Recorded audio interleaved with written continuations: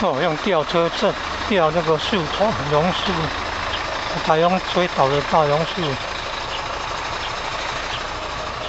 哦，本来这里有楼梯可以上去，楼梯也拆掉了，那个盖上水泥了，盖上水泥了。